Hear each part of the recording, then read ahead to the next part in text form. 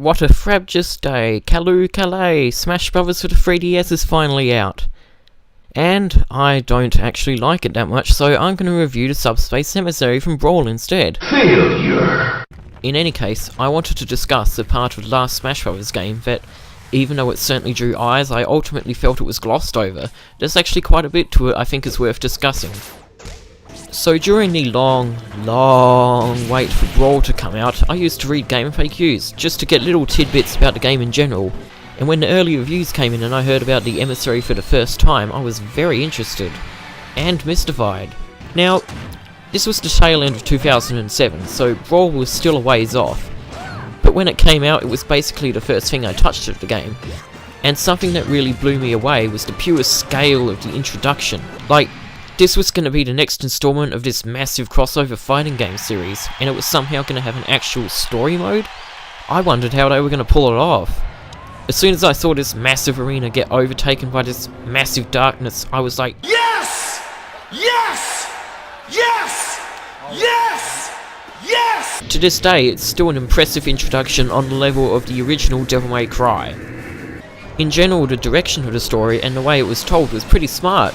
The mistake a lot of Smash Brothers fanfictions made in wake of Melee, I've only read a few, was overt characterization and trying to fit everyone into this one universe, and you get this ice cream headache as a result. And on top of that, most of these characters come from the games with minimal storytelling as is. So making everyone a mime and only leaving the voice acting for some characters' signature attacks was a brilliant move, and the cutscenes are still very effective at telling a story, even without raw dialogue.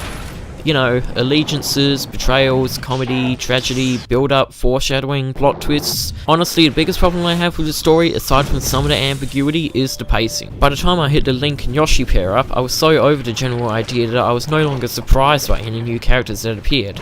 I did audibly laugh when Snake was finally playable, though. What I like most about the story is the way its ultimate direction plays on nostalgia, both within and without the confines of the Emissary.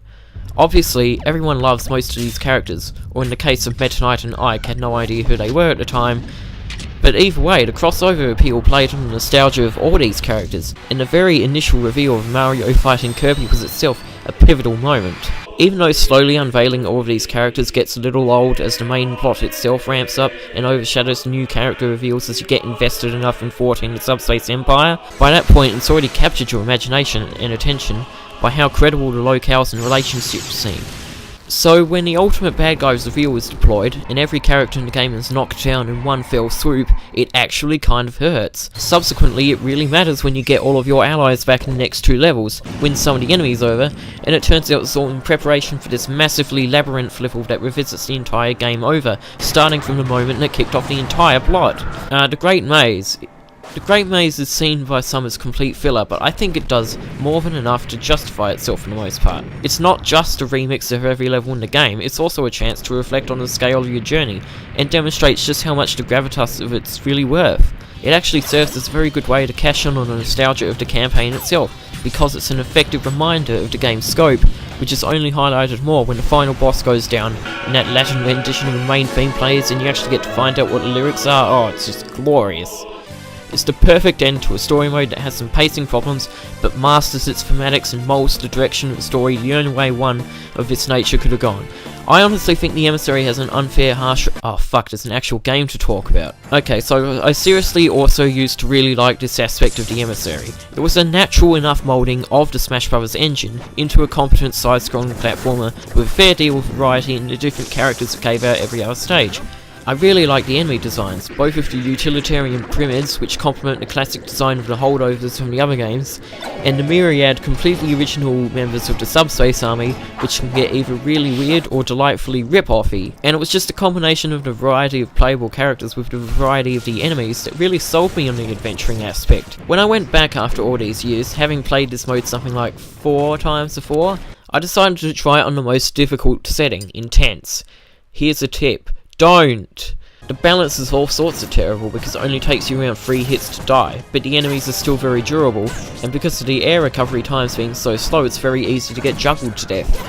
Fighting a boss like Rayquaza or Giant Diddy Kong become very hard under this setting, Setting the difficulty to very hard makes the enemies quite a bit more fragile, encouraging the berserk mentality that should be encapsulated, but the fact it's still not a well-balanced game really shows. The Smash Bros. Metagame usually takes place on a fixed stage, so the borders of what can be considered out of bounds are always fixed, but for Subspace they had to try and account for the fact that the stage can scroll.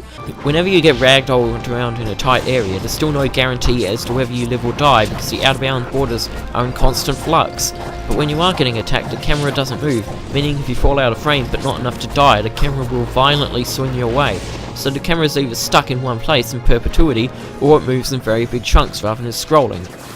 The best stages in this mode are the more puzzle platformer stages, because they still manage to play into the Smash Bros. Engine well, because it's built for mobility, not slugfests, and some of the puzzles and exploration for secrets is engaging on its own terms. Even with all this, there's not a ton to talk about before hitting the Great Maze. Every level has its own gimmick, generally a new enemy type, but the core gameplay remains the same throughout, so let's just skip to the elephant in the room.